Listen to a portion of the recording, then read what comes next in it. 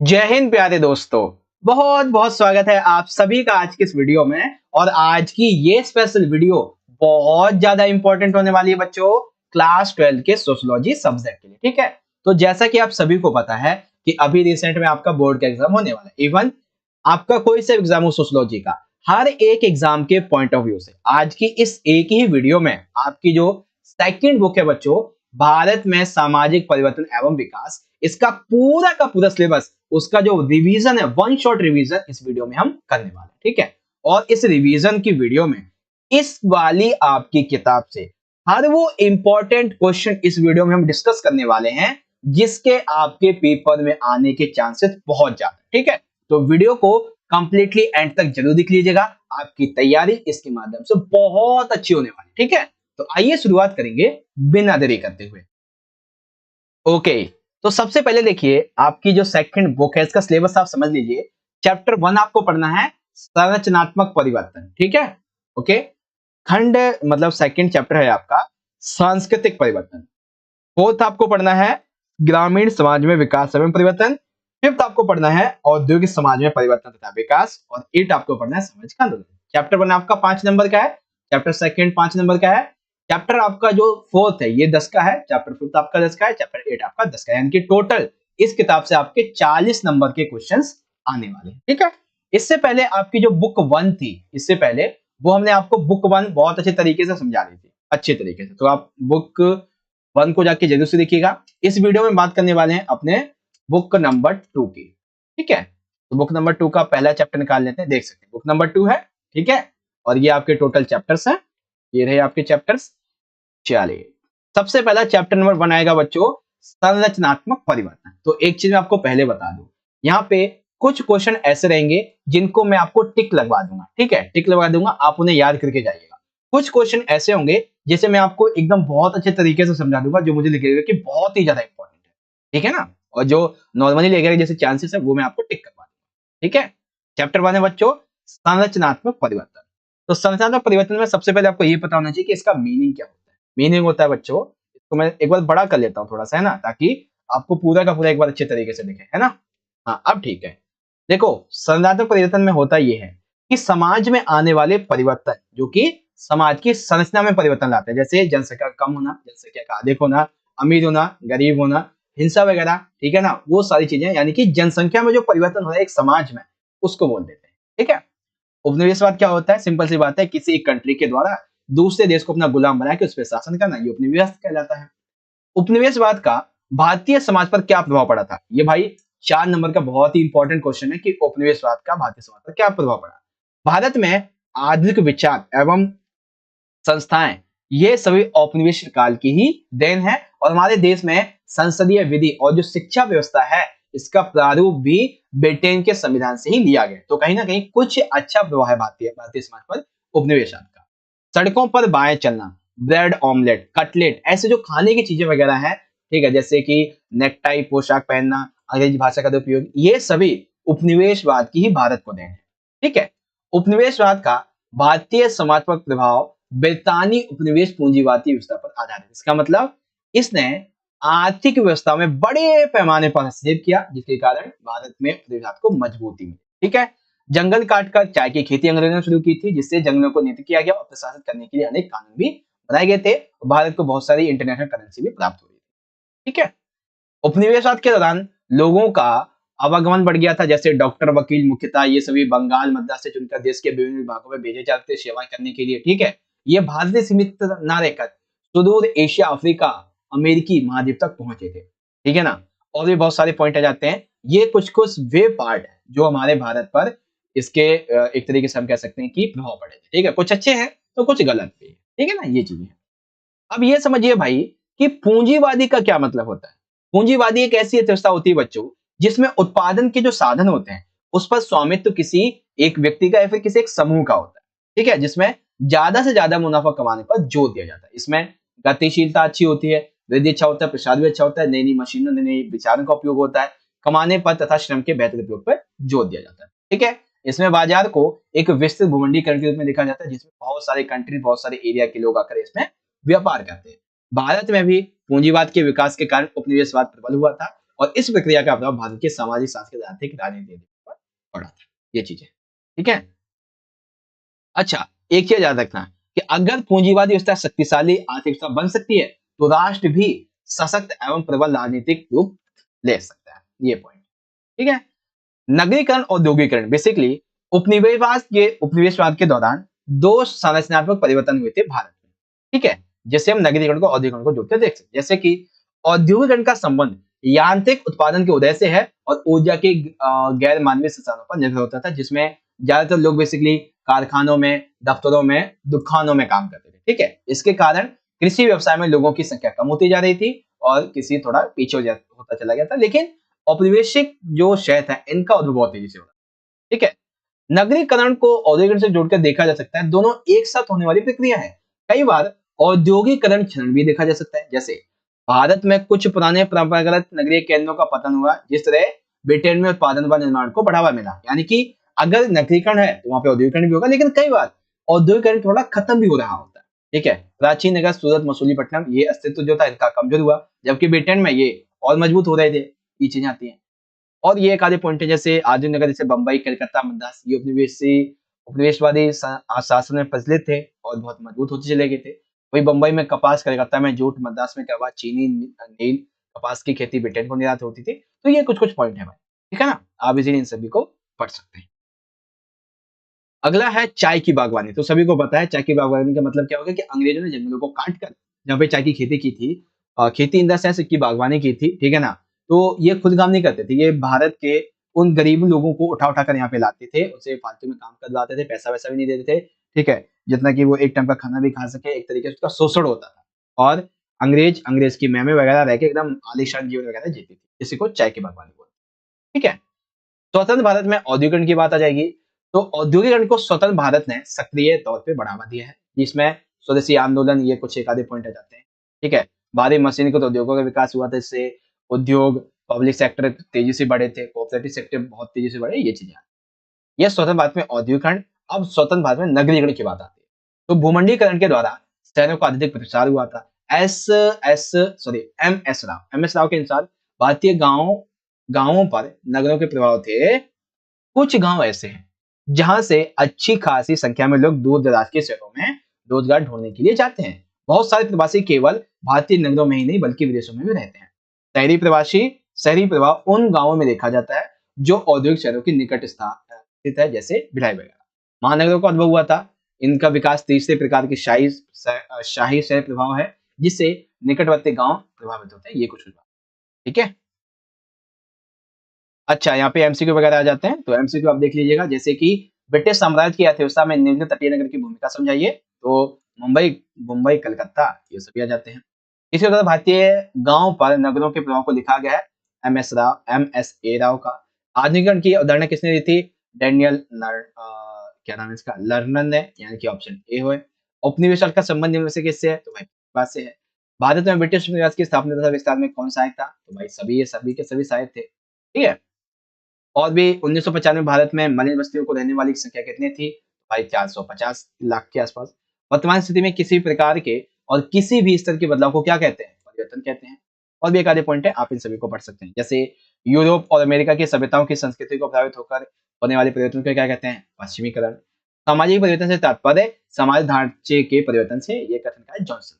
भारत में औद्योगिकरण के कारण कितना वर्ष पुराना है औद्योगिकरण? ये ज्यादा नहीं, 100 वर्ष पुराना है, ठीक है। ये कुछ कुछ पॉइंट आ जाते हैं, बाकी आप ऐसे देख सकते हैं। जैसे योजना कब गठित हुआ था? सभी को पता है, 1950 में। राष्ट्रीय योजना समिति के संपादक कौन थे? तो के टी शाह थे, ठीक है। और ब्रिटेन के लिए सामान उतारने चढ़ाने के लिए पर्वतपुरी जगह का प्रयोग किया जाता है। ये पॉइंट, ठीक है। 10 मिनट में एक चैप्टर कंप्लीट। 5 नंबर का था, छोटा चैप्टर था, इसीलिए।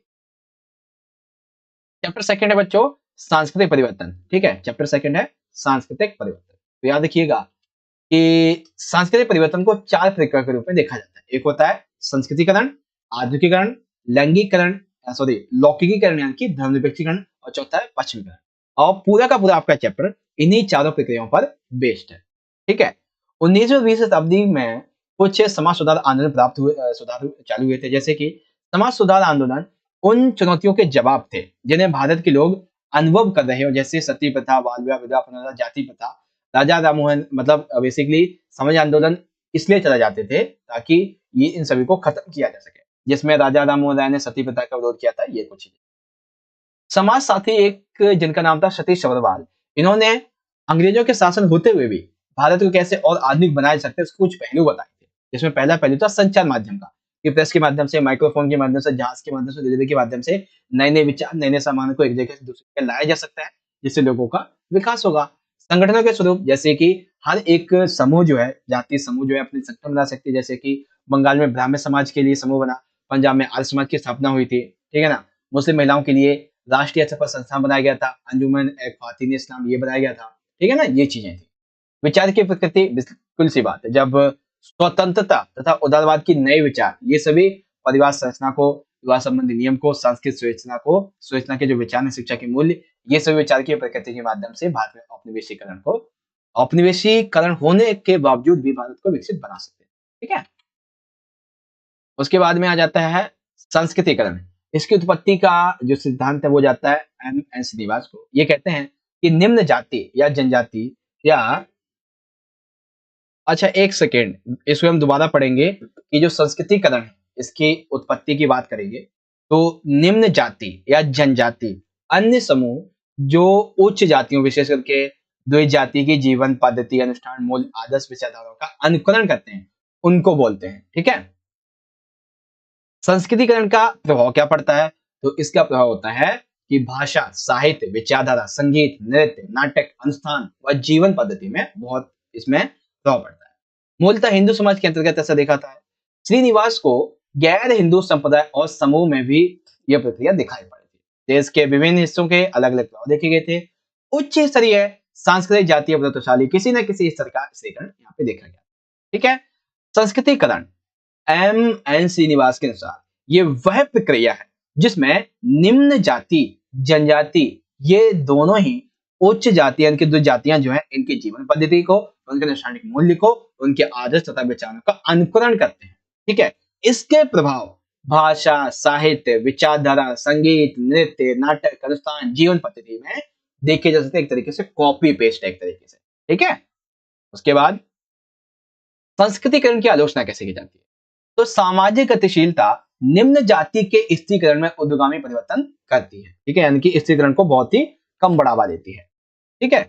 उच्च जाति की जीवन शैली उच्च तथा निम्न श्रेणी की जीवन शैली निम्न होने की भावना पाई जाती है, ठीक है, यानी कि उच्च जीवन शैली और निम्न जीवन शैली को देखेंगे तो निम्न वाले हमेशा सोचते रहते हैं कि हमारी शैली तो खराब है, ठीक है। उच्च जाति की जीवन शैली का अनुकरण वांछनीय तथा प्राकृतिक है। दैट मीन्स आलोचक ये कहते हैं कि उच्च जाति की जीवन शैली का ये जो नीचे जाति के लोग अनुकरण करते हैं ये सभी वांछनीय तथा प्राकृतिक है, ठीक है। यह अवधारणा असमानता तथा अपवादन पर आधारित होती है, ठीक है। और भी एक आधे पॉइंट देख सकते हैं। पश्चिमीकरण की सिंपल सी बात आ जाएगी कि अंग्रेजों के द्वारा भारत में संस्था, विचारधारा, मूल्य परिवर्तन, जीवन शैली में जो भी बदलाव किए गए भारत में, उन सभी को पश्चिमीकरण बोलते हैं। जैसे कि आज हमारे जो खान पान, लोगों की आदतें, तरीकों में बदलाव आया है, जैसे कि हमारी पोशाक, हमारे खाद्य पदार्थ, नई नई सांस्कृतिक तत्व, विचार, टेलीविजन, फ्रिज, सोफा सेट, खाने की मेज, ये सभी पश्चिमीकरण का ही एक विचार है, ठीक। आगे पश्चिमीकरण के बाद में अब आता है आधुनिकीकरण, ठीक है।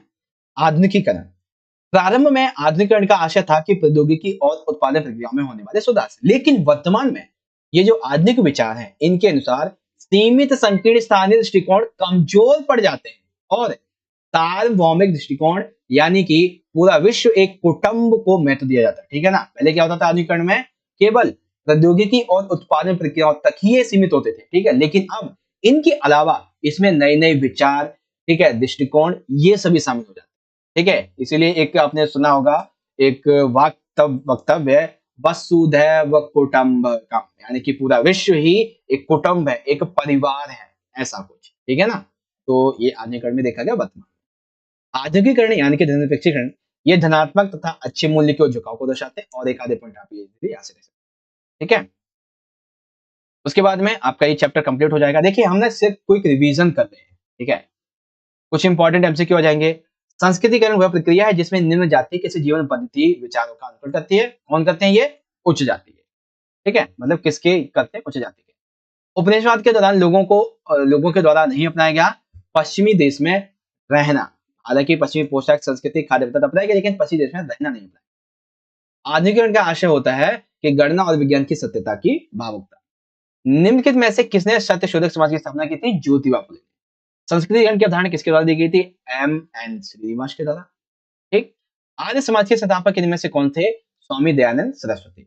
धर्मनिरपेक्षता का अर्थ क्या है? सभी धर्मों का सम्मान करना। सती प्रथा के खिलाफ आवाज सर्वप्रथम किसने उठाई थी? राजा राममोहन राय ने उठाई। ठीक है। मुस्लिम समाज में व्यापक पैमाने पर सुधार आंदोलन कार्य किया है। वो कौन थे? Syed Ahmad Khan. Modernisation of India India tradition नामक की पुस्तक के लेखन है प्रोफेसर योगेंद्र सिंह। ठीक है। एम एन श्रीनिवास ने पश्चिमीकरण की अवधारणा की विस्तृत व्याख्या अपनी पुस्तक में की थी, social change in the modern India. ठीक है। एक आधे और एमसीक्यू आप देख सकते हैं, जैसे भारतीय समाज में कौन सी सबसे प्रमुख विशेषता है? तो अनेकता में एकता है, जजमानी व्यवस्था है, वर्ण व्यवस्था, सभी की सभी। पश्चिमीकरण की अवधारणा किसने दी थी? तो एम एन श्रीनिवास ने दी थी। धर्मनिरपेक्षीकरण की आवश्यक तत्व में कौन से शामिल हैं? तो सभी शामिल हो जाते हैं। सर्वोदय सब किसकी देन है? गांधी जी। ये चीजें होती है, ऑप्शन डी राइट है। ठीक है भाई, तो ये आपका समझ में आ गया अच्छे तरीके से। चलिए आगे बढ़ेंगे चैप्टर नंबर 4 की तरफ। ठीक है। ग्रामीण समाज में विकास एवं परिवर्तन, ये चैप्टर आपका 10 नंबर का है। बेसिकली चैप्टर 4 और जो भी आगे की 3 है वो सभी के सभी 10 नंबर। ठीक है। तो ग्रामीण समाज में विकास एवं परिवर्तन बड़े ध्यान से समझिएगा। भारतीय समाज में प्राथमिक रूप से ग्रामीण समाज ही है, जिसमें 2011 की जनगणना के अनुसार तकरीबन 60% लोग अभी भी गांव में ही रहते हैं। ठीक है। यहाँ पर बेसिकली संपत्ति के इधारे अलग अलग अलग तरीके के होते हैं, जो कि यहाँ पे जैसे बड़े और मध्य जमींदार हैं, छोटे सीमांत भूस्वामी, काश्तकार, भूमिहार, खेतिहर, पटवारी वगैरह है। ठीक है ना। मेनली क्वेश्चन हमारा यहाँ से शुरुआत होगा, ऑप्शन क्वेश्चन पॉइंट नंबर 3 से। कृषक संस्था। भारत के कुछ भागों में कुछ ना कुछ जमीन का टुकड़ा काफी लोगों के पास में होता ही होता है, जबकि दूसरे भागों में 40 से 50 परिवार ऐसे हैं जिनके पास में भूमि है ही नहीं। उत्तराधिकारी के नियमों और पितृवशीय नातेदारी के कारण महिलाएं जो है ये जमीन के मालिक नहीं बन सकती हैं। साथ ही भूमि रखना ग्रामीण वर्ग संस्था को आकार देता है। ठीक है। ये चीजें समझ में आई एकदम अच्छे तरीके से कि भाई भारत में ऐसे लोग हैं जिनके पास बहुत सारी जमीन है, कुछ ऐसे जिनके पास जमीन नहीं है, कुछ ऐसी महिला जिनके पास जमीन अधिक है, कुछ ऐसी है जिनके पास जमीन है ही नहीं। ठीक है। ये चीजें हैं। उनका रोजगार असुरक्षित होता है, जो मजदूरों का काम करते हैं कृषि के क्षेत्र, मतलब काम वो जो खेत होते हैं वहां पे। ग्रामीण क्षेत्रों में वर्ग और जाति संस्था कैसी होती है? ग्रामीण क्षेत्रों में वर्ग और जाति संस्था परस्पर संबंधित है। उच्च जाति को उच्च वर्ग माना जाता है। उच्च जाति जैसे अमीर लोग, बड़े बड़े मध्यम भूमि मालिकों ने गांव में संसाधन और श्रमिकों को नियंत्रित किया है। बंधुआ मजदूर अनपढ़ थे, कुशल काम करने नहीं जाते थे उनको। ठीक है। भूमि सुधार के परिणाम। औपनिवेशिक काल के दौरान भूमि सुधार के उद्देश्य ये थे कि पहले से कृषक संस्था में पैदा हुई बाधाओं को दूर किया जाए, शोषण और सामाजिक असमानता को दूर किया जाए। ठीक है। समाज के सभी वर्गों में स्थिति और अवसरों की समानता सुनिश्चित की जा सके। इसमें जमींदारी व्यवस्था आ गई थी, जिसमें बेसिकली जो एक सरकार होता था वो किसी एक पर्टिकुलर एरिया से जमींदार को कहता था हमें इस टाइम के इस पीरियड तक इस सूर्यास्त होने से पहले हमें एक वो चाहिए, क्या बोलते हैं, एक ऐसा पैसा, इतना पैसा चाहिए। तो जमींदार जो थे वो किसानों से कर लेते थे और वो अपने पास रखते थे, बाकी राज्य को सौंप देते थे। इसको जमींदारी बोलते थे। इसमें बेसिकली बहुत ज्यादा शोषण होता था कृषकों का। रैयतवाड़ी में क्या हुआ था? सरकार सीधे के सीधे किसानों से बेसिकली कर लेने लगी, जमींदार के सीधे बीच में खत्म हो गई। ठीक है। स्वतंत्र भारत में भूमि सुधार की बात आ जाती है तो ये 1950 से 70 के बीच में लागू किए गए थे। ठीक है। जिसमें सबसे पहले महत्वपूर्ण परिवर्तन ये था कि जमींदारी व्यवस्था को समाप्त किया जाए, परंतु कुछ क्षेत्रों में आज भी है। ठीक है। पट्टेदारी को खत्म किया जाए, परंतु कुछ क्षेत्रों में बंगाल, केरल ये इसी तक सीमित रही, जो किराए पर भूमि लेकर खेती करते थे उन्हें काश्तकार पट्टेदार जोतदार कहते थे। ठीक है। भूमि की हदबंदी अधिनियम जो राज्य का कार्य था, इसमें बचाव के रास्ते विधियां निकाल ली गई थी, जिसमें अभी भी याद आता है, जैसे जमींदार की नीलामी नहीं की जाती थी, आपने वो पढ़ा था हिस्ट्री में चैप्टर 10 में, वही चीज है। ठीक है। हरित क्रांति और इसके सामाजिक परिणामों को चर्चा की। भाई इस क्वेश्चन को आप पढ़ के जाइएगा अच्छे तरीके से। ठीक है। जैसे हरित क्रांति का पहला चरण शुरू हुआ था 1960 और 70 के दशक में। 1960-70 के दशक में आधुनिकरण यानी कि सरकारी कार्यक्रम जैसे आर्थिक सहायता अंतर्राष्ट्रीय संस्थाओं के द्वारा दी गई थी, तथा यह अधिक उत्पादकता वाले संकर बीजों के साथ कीटनाशक खाद्य किसानों के लिए अन्य निवेश पर केंद्रित थी। ठीक है। इस क्रांति के कारण मध्यम तथा बड़े किसान ही नई तकनीक का लाभ उठा पाए थे। ज्यादातर कृषक स्वयं के लिए उत्पादन कर पाते थे, ठीक है, तथा बाजार के लिए असमर्थ होते। इन्हें सीमांत और आमतौर पर कृषक की संज्ञा दी गई थी और कई मामलों में पट्टेदार वगैरह की यहाँ पे बात आ जाती है। पट्टेदार कृषक बेदखल होते क्यों भाई, क्योंकि भूस्वामियों ने जमीन अपनी वापस ले ली थी इसीलिए। ठीक है। किसान वह है जो फसल का कुछ हिस्सा अपने लिए रखता है तथा कुछ हिस्सा बाजार से जोड़ देता है। कृषक वह है जो फसल का उत्पादन सिर्फ अपने के लिए करता है। अगर पूछा जाए किसान और कृषक में क्या अंतर है, तो किसान कौन सा है? किसान वो है जो फसल का कुछ हिस्सा अपने लिए रखता है और कुछ को बाजार में भेज देता है बेचने के लिए। कृषक वो है जो फसल का उत्पादन अपने लिए करता है। ठीक है। हरित क्रांति में मुख्य रूप से गेहूं तथा चावल ये दो फसलें रही थी। हरित क्रांति के कुछ क्षेत्र पंजाब, पश्चिमी उत्तर प्रदेश, तटीय आंध्र प्रदेश, तमिलनाडु इन कुछ हिस्सों में ज्यादातर चली थी। नई तकनीक तथा कृषि उत्पादकता में अत्यधिक वृद्धि हुई थी और कृषक मजदूरों की मांग बढ़ गई थी। हरित क्रांति के ऋणात्मक प्रभाव ये होते कि केवल मध्यम और बड़े किसानों को लाभ हुआ था। बढ़ती कीमतों भुगतान के तरीकों में बदलाव के कारण कृषि श्रमिकों की आर्थिक स्थिति में गिरावट हुई थी, पर्यावरण प्रदूषण हुआ था, भूमि की उपजाऊ क्षमता में कमी हुई थी। व्यवसाय और बाजारों की खेती से आजीविका से कृषि को असुरक्षा हुई थी। ये चीजें थी, ठीक है, पर्यावरण जोखिम बढ़ गए थे, ये चीजें थी। उसके बाद में दूसरा चरण आया। सूखे तथा आंशिक सिंचित क्षेत्रों में ये लागू किया गया था। किसान बाजार पर निर्भर हो गए थे। बाजार मुखी ये कुछ बातें आ जाती है। दूसरे चरण को आप पढ़िएगा, आप इसको पढ़ के जाइएगा अच्छे तरीके से, ठीक है। जीविका कृषि याद रखिएगा क्या होती है कि जब कृषक मुख्य रूप से अपने लिए उत्पादन करते हैं और बाजार के लिए उत्पादन करने में असमर्थ होते हैं, इन्हें निर्वाह कृषि वाले बोलते हैं। यानी कि खुद के लिए मतलब फसल खेत में जो भी किया खुद ही खा लिया, खत्म कर लिया, खुद ही मतलब खुद ही जितना इन्होंने बेसिकली क्या बोलते हैं इसको उत्पादन किया उसको खुद ही इन्होंने कंज्यूम कर लिया, उसी को बोलते हैं जीवित कृषि। स्वतंत्रता के बाद ग्रामीण समाज में क्या क्या परिवर्तन आए, तो आप ग्रामीण समाज में आए परिवर्तन को ऐसे पढ़ के जाइएगा, ठीक है, मैं आपको टिक करवा देता हूँ। उसके बाद में मजदूरों का संचार कैसे होता था भारत में, तो ये आप यहाँ से पढ़ के जाइएगा। 2 नंबर का क्वेश्चन है, ज्यादा बड़ा नहीं है, ठीक है। हाँ, भूमंडलीकरण, उदारीकरण तथा ग्रामीण समाज के बारे में। भूमंडलीकरण तथा उदारीकरण, इन सभी के कारण बहुराष्ट्रीय कंपनियां निश्चित फसल उगाने को कहती थी तथा ये किसानों को जानकारी व सुविधाएं भी देती थी। इसे संविदा कृषि कहते हैं। भारत में कृषि में औद्योगिकरण के प्रभाव क्या पड़े कि कृषि बाजार को विस्तार मिला, उत्पादकों को आकर्षक मूल्य मिला, उपभोक्ताओं को सस्ती कृषि वस्तुओं की प्राप्ति हुई और कृषि क्षेत्र को उत्पादन को बढ़ावा मिला। ठीक है, ये इसके मेनली पार्ट है। संविदा खेती क्या होती है, तो इसमें किसान अपने जीवन व्यापार के लिए इन कंपनियों पर निर्भर हो जाते हैं। निर्यातमुखी उत्पाद जैसे फूल, फल, हीरे हेतु संविदा खेती का अर्थ है कि कृषि भूमि का उपयोग उत्पादन से हटकर किया जाता है। संविदा खेती मूल रूप से अभिजात मदों का उत्पादन करती है तथा चूंकि यह अक्सर खाद तथा कीटनाशक का उच्च मात्रा में प्रयोग करती है, इसीलिए बंधुआ पर्यावरणीय दृष्टि से सुरक्षित नहीं। ठीक है। किसानों की आत्महत्या के क्या कारण थे भाई, तो समाज शास्त्रियों ने कृषि तथा कृषक समाज में होने वाले संरचनात्मक सामाजिक परिवर्तनों के परिप्रेक्ष्य करने का प्रयास किया, तो उन्हें पता चला कि आत्महत्या करने वाले बहुत से किसान सीमांत किसान थे जो मूल रूप से हरित क्रांति के तरीकों का प्रयोग करके अपनी उत्पादकता बढ़ाने का प्रयास कर रहे थे। ठीक है, लेकिन कृषि रियायतों में कमी के कारण उत्पादन लागत में तेजी से बढ़ोतरी हो रही थी और बाजार स्थिर नहीं था तथा बहुत से किसान अपना उत्पादन बढ़ाने के लिए महंगे मदों में निवेश करने हेतु अत्यधिक उधार ले रहे थे और किसान रेडी होते चले जाते, रेट बहुत ज्यादा होता चला जाता है, इनके ऊपर कर्जा हो रहा था। ठीक है, खेती नहीं हो पा रही थी, कुछ मामलों में उचित आधार पर बाजार मूल्य अभाव था, किसान कर्ज का बोझ उठा नहीं पा रहे थे, परिवार को चलाने में असमर्थ थे, इसीलिए लोग मेनली किसान आत्महत्याएं कर रहे थे। ठीक है, फिर 2 नंबर का छोटा क्वेश्चन आ जाएगा, ग्रामीण उदय से भारत अधिनियम। ठीक है, यानी कि ग्रामीण उदय से भारत उदय अधिनियम। ग्राम उदय से भारत उदय अधिनियम एक राष्ट्रव्यापी अभियान है जिसमें पंचायती राज को अधिक मजबूत करना और इसके माध्यम से गांवों में सामाजिक सद्भाव को बढ़ावा देना। ठीक है, ग्रामीण विकास तथा किसानों के विकास करना, इसकी शुरुआत 14 अप्रैल 2016 को हुई थी।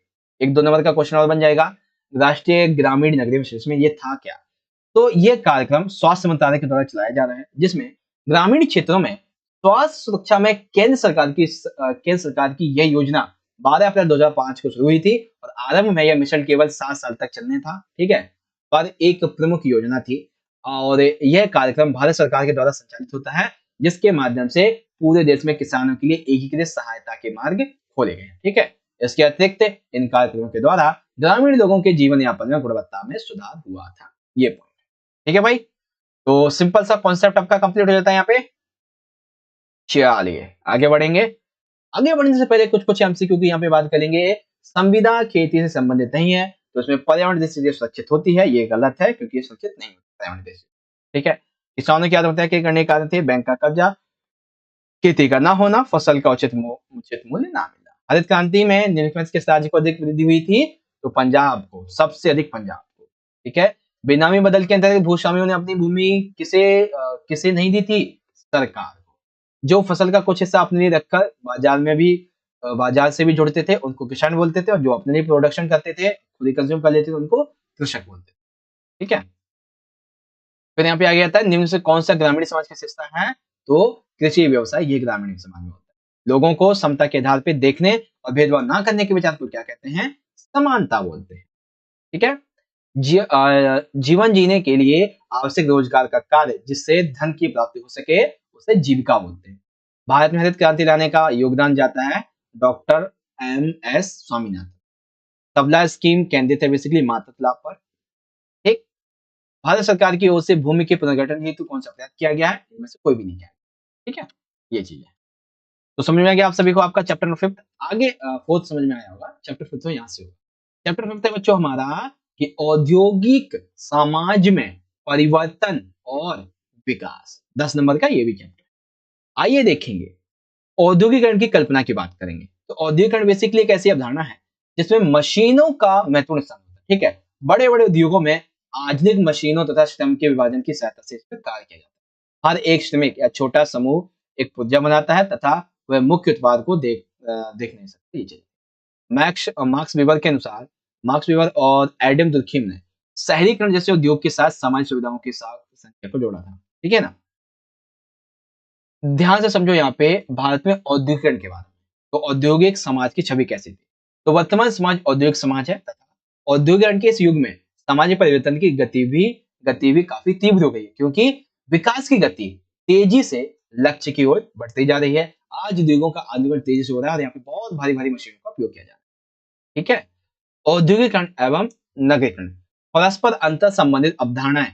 औद्योगिकरण की प्रक्रिया जहां जितनी तीव्र होती है वहां नगरीकरण की प्रक्रिया उतनी ही रफ्तार से आगे बढ़ेगी। भारत में औद्योगिकरण का अनुभव कई मायनों में विकसित देशों से भिन्न है। कैसे भिन्न है? तो उस मामले में आप इन 2 पॉइंट को पढ़ के जरूर जाइए। ठीक है, विकसित और विकासशील देशों के बीच में पाया जाने वाला दूसरा सबसे बड़ा अंतर है कि नियमित वेतनभोगी रोजगारों में नियुक्त कर्मचारियों की संख्या का। ठीक है, विकसित देशों में अधिकांश जनसंख्या का जो भाग है वो नियमित किस्म के औपचारिक रोजगारों में लगा होता है, जबकि इसके विपरीत भारत के ग्रामीण क्षेत्रों में 50% से अधिक लोग रोजगार चलाते हैं।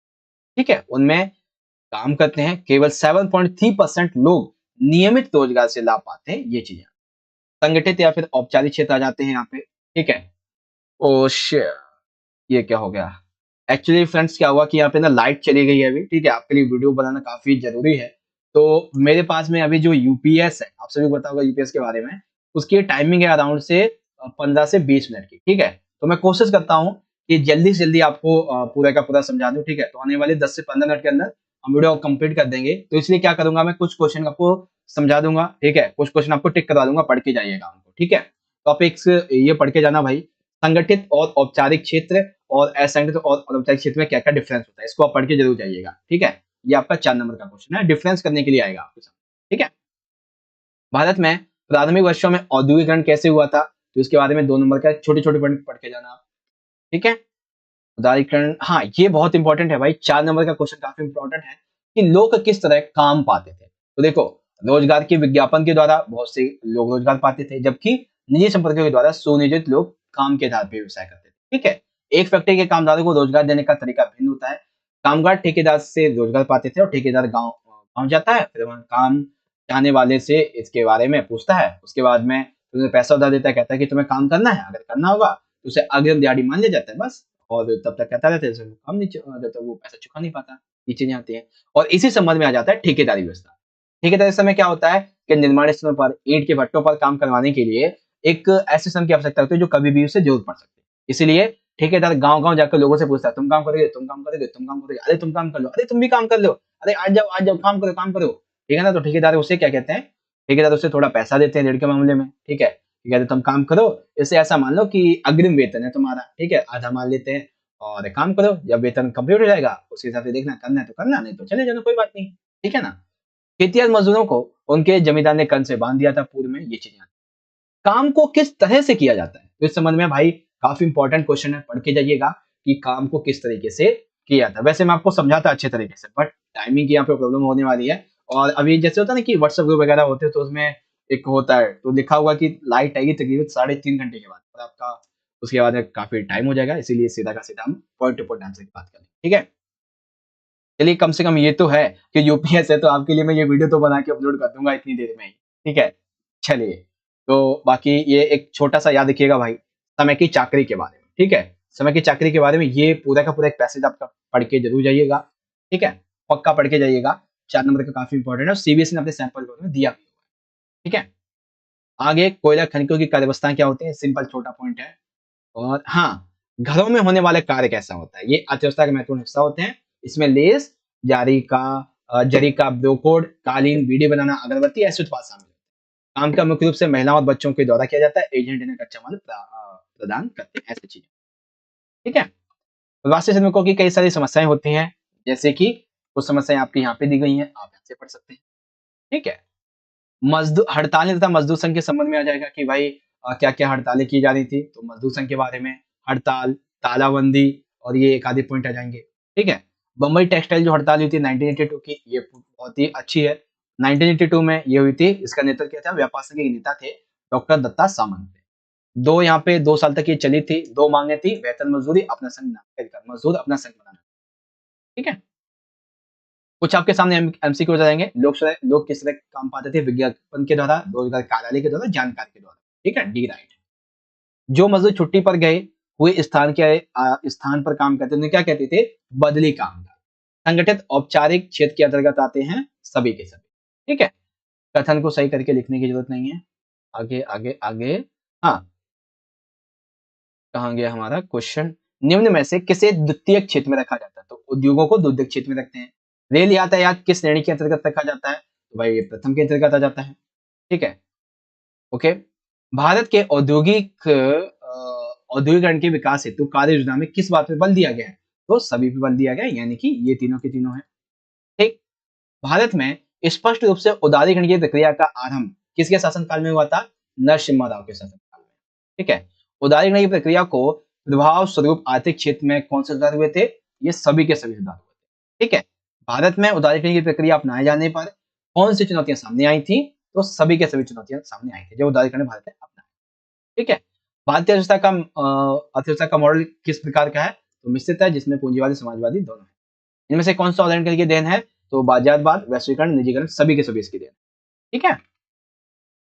अब आता है क्वेश्चन कहां से आ गया, अरे चैप्टर नंबर 8 आ चुका है, ठीक है। सामाजिक आंदोलन। सामाजिक आंदोलन होते क्या है, ये भी चैप्टर आपका 8 10 नंबर का है। सामाजिक आंदोलन ये समाज को एक ऐसा आकार देते हैं जो बेसिकली 19वीं शताब्दी में अनेक स्वतंत्रता आंदोलन हुए थे, जैसे कि जाति व्यवस्था के विरोध में आंदोलन, भेदभाव के विरोध में आंदोलन, राष्ट्रीय स्वतंत्रता के संग्राम में आंदोलन, ये चीजें थी। सामाजिक आंदोलन के लक्षण क्या क्या होते हैं, सामाजिक आंदोलन लक्षण होते हैं, ये लंबे समय तक निरंतर सामूहिक गतिविधियों की आवश्यकता को दर्शाते हैं। इनका एक संगठन होना बहुत जरूरी होता है। सामाजिक आंदोलन प्रायः किसी जनहित के मामले में परिवर्तन के लिए होते हैं, जैसे आदिवासियों का जंगलों पर एकाधिकार करने के लिए, विस्थापित लोगों का पुनर्वास करने के लिए, जो किसी बांध वगैरह खनन की वजह से स्थापित होते हैं, विस्थापित होते बेसिकली। संगठन में नेतृत्व और संरचना होनी चाहिए, समाज में परिवर्तन लाने के लिए, और भाग लेने लोगों के उद्देश्य तथा विचारधाराओं में समानता हो, ठीक है। सामाजिक आंदोलन के विरोध में ही प्रतिरोधी आंदोलन जन्म लेते, जैसे सती प्रथा के विरुद्ध आंदोलन के खिलाफ धर्म सभा बनी, जिसने अंग्रेजों से सती प्रथा खत्म करने के विरोध में कानून बनाने की मांग, ठीक है। सामाजिक आंदोलन विरोध के विभिन्न साधन विकसित करते हैं, जैसे मोमबत्ती, मशाल, जुलूस, इससे हम पता चलता है ये सामाजिक आंदोलन। सामाजिक परिवर्तन निरंतर होते रहते हैं। सामाजिक आंदोलन किसी एक पर्टिकुलर टाइम पे विशेष उद्देश्य के लिए। सामाजिक परिवर्तन संस्कृतिकरण, पश्चिमीकरण आदि से संबंधित होते हैं, जबकि सामाजिक आंदोलन लोगों का निरंतर सामाजिक प्रयास, सती प्रथा विरोधी आदि आंदोलन, ठीक है। सामाजिक आंदोलन का सिद्धांत है सापेक्षिक वंचन का सिद्धांत, ठीक है। सीमाएं क्या होती हैं इनकी, ये सीमाएं होती हैं। अब इसमें दी लॉजिक ऑफ कलेक्टिव एक्शन की यहाँ पे बात आ जाती है, सीमाओं की इसमें बात आ जाती है, इसकी क्या क्या सीमाएं थी आप पढ़ के जाना, ठीक है। हाँ, सामाजिक आंदोलन के प्रकार बहुत इंपॉर्टेंट है। प्रतिदानात्मक, जिसमें व्यक्ति ऐसे जो अपने धर्म के प्रति, अपने सामाजिक हितों और अपने अधिकारों के प्रति सोच चुके हैं, आलसी हो चुके हैं, जिनको नहीं पता है क्या है अधिकार उनके, तो उनकी चेतना और गतिविधियों में परिवर्तन लाने के लिए किए जाते हैं। ठीक है। सुधारवादी आंदोलन ये बेसिकली सामाजिक राजनीतिक स्तर पर लोगों की स्थिति को सुधारने के लिए किए जाते हैं। ठीक है। क्रांतिकारी आंदोलन ये बेसिकली किसी भी राजसत्ता को अपने देश से उखाड़ फेंकने के लिए, अपनी व्यवस्था को खत्म करने के लिए, साम्राज्यवाद को खत्म करने के लिए किए जाते हैं। जैसे भारत में गांधी जी के द्वारा जो आंदोलन चलाए गए थे, क्रांतिकारी आंदोलन थे, बहुत सारे सीखे नाम। ठीक है। फिर सामाजिक आंदोलन के अन्य प्रकार की बात आ जाते हैं, जैसे कि पुराना सामाजिक आंदोलन आजादी से पहले, इसमें नारी आंदोलन, इसमें सती प्रथा के विरुद्ध आंदोलन शामिल थे, बाल विवाह आंदोलन शामिल थे, जाति प्रथा के विरुद्ध में आंदोलन थे, और ये राजनीतिक दायरे में होते थे। ठीक है, किसी निश्चित हित अथवा देश में। नए सामाजिक आंदोलन ये जीवन स्तर को बदलने व शुद्ध पर्यावरण के लिए होते हैं और बिना राजनीतिक दायरे के होते हैं तथा राज्य पर दबाव डालते हैं, और ये अंतर्राष्ट्रीय। पारिस्थितिकी आंदोलन की बात करें, सिंपल सी बातें ये आ जाती हैं। बाकी वर्ग आधारित आंदोलन बहुत इंपॉर्टेंट है भाई। वर्ग आधारित आंदोलन जिसमें किसान आंदोलन आप बताएंगे 1858 से 1914 के बीच में स्थानीयता विभाजन और शिकायतों के लिए हुए थे। जैसे 1859-62 में नील की खेती के विरोध में आंदोलन किया था किसानों ने। 1857 में दक्षिण का विद्रोह जो साहूकार के विरोध में किया था किसानों ने। 1928 में जो किसान थे उन्होंने लगान विरोधी आंदोलन किया था, और 1920 में ब्रिटिश सरकार की वन नीतियों के खिलाफ में आंदोलन किया गया था। 1920-40 में ऑल इंडिया किसान सभा बनाई गई। ठीक है। स्वतंत्रता के समय दो मुख्य किसान आंदोलन हुए थे। 1940-47 में विभाग आंदोलन, यह संघर्ष पट्टेदारी के लिए था। 1940 से 51 तक तेलंगाना आंदोलन, यह हैदराबाद की सम्मानती दशाओं के विरुद्ध में था। ये चीजें थी। ठीक। स्वतंत्रता के बाद में दो बड़े सामाजिक आंदोलन हुए थे। 1967 में नक्सलवादी आंदोलन, जो बेसिकली तरीके से आपातकाल का भी छोटा मोटा रीजन रहा होगा, लेकिन है नहीं बेसिक। नए किसानों के आंदोलन की बात आएगी तो नए किसानों के आंदोलन बेसिकली 1967 में पंजाब में प्रारंभ हुए थे। कहां पे? पंजाब में। और ये दल रहित होते थे, इनका अपना कोई दल नहीं होता था। ठीक है। क्षेत्रीय आधार पर संगठित होते थे। कृषकों के स्थान पर ये किसान जुड़े हुए थे, जिन्हें किसान कहा जाता था। ठीक है। राज्य विरोधी व नगर विरोधी आंदोलन थे, और भी एक आधे पॉइंट आप यहाँ पे देख सकते हैं। इसमें सड़क व रेल मार्ग को बंद कर दिया जाता था, महिला मुद्दों को शामिल किया गया था, ये चीजें। कामगारों का आंदोलन की बात करें तो कामगारों के आंदोलन के बारे में आपके सामने ये पॉइंट आ जाएंगे। ठीक है, आप इसको पढ़ सकते हैं। ठीक है, 5 मिनट और बचे हैं हमारे पास में, और उसके बाद में फिर ये ऑफ हो जाएगा, तो फटाफट से इसको हम कंप्लीट करते हैं। कुछ और बचा है? हाँ, जाति आधारित आंदोलन आ जाते हैं, यानी कि दलित आंदोलन। तो दलित शब्द मराठी, हिंदी, गुजराती व अन्य भाषा रूप में पहचान प्राप्त करने का संघर्ष है। दलित समानता, आत्मसम्मान, अस्पृश्यता उन्मूलन के लिए संघर्ष कर रहे हैं। जैसे मध्य प्रदेश में चमारों का सतनामी आंदोलन है, पंजाब में अधिधर्म आंदोलन है, महाराष्ट्र में महामारा आंदोलन है, आगरा में जाटों की गतिशीलता वाला आंदोलन है, दक्षिणी भारत में ब्राह्मण विरोधी आंदोलन रहता है। ठीक है। पिछड़े वर्ग के आंदोलन की बात आएगी तो आपके सामने ये पॉइंट आ जाएंगे।